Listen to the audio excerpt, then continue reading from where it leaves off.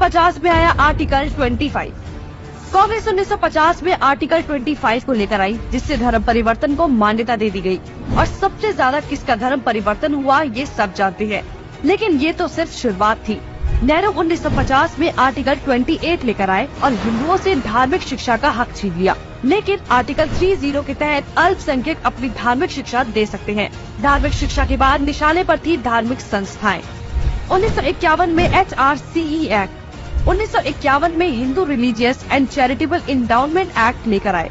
उन्होंने कारण दिया कि बड़े मंदिरों का रखरखाव सही से हो सके, लेकिन इसकी आड़ में कब्जे कर लिए, जिसके तहत भारत में मौजूद बड़े बड़े मंदिरों का प्रबंध सरकार ने अपने हाथों में ले लिया और मनमाने ढंग से इनकी संपत्ति का दुरुपयोग किया। और ये सिर्फ हिंदुओं के मंदिर पर लागू था, बाकी धर्मों या धार्मिक स्थल पर लागू नहीं था। 1956 में हिंदू कोड बिल आया। 1956 में नेहरू सरकार हिंदू कोड बिल लेकर आई, लेकिन अल्पसंख्यकों के लिए इन्होंने पर्सनल लॉ बोर्ड को बिल्कुल हाथ नहीं लगाया। मतलब एक ही है, देश में एक जाति कब संविधान कानून से और दूसरी अपने धर्म के कानून के हिसाब से, और आज भी यूनिफॉर्म सिविल कोड से कतराते हैं। कांग्रेस ने लगाई आरक्षण की आग।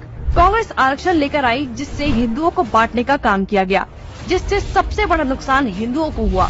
आरक्षण की देश में जरूरत थी, लेकिन मक्कार कांग्रेसी इस योजना को 10 साल लागू करने की बजाय इसे बढ़ाते चले गए और न ही इससे लोगों को सशक्त बना पाए, जबकि लोगों को इसकी लत लगा दी गई।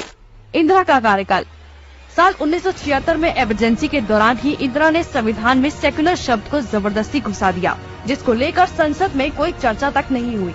मतलब कि हिंदू बहुसंख्यक होते हुए भी भारत हिंदू देश नहीं कहलाया जा सकता, जबकि आप हमारे आसपास देखेंगे तो सभी मजहबी देश हैं, लेकिन हिंदुओं के लिए कोई देश नहीं बचा।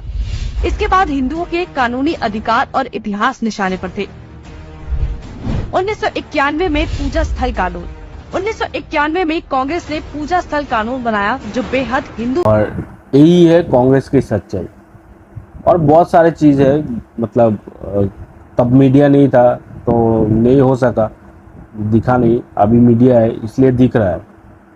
कांग्रेस की यही सच्चाई है। धर्म परिवर्तन, दूसरे कम्युनिटी को ज़्यादा गुरुत्व देना, यही सब हो रहा था।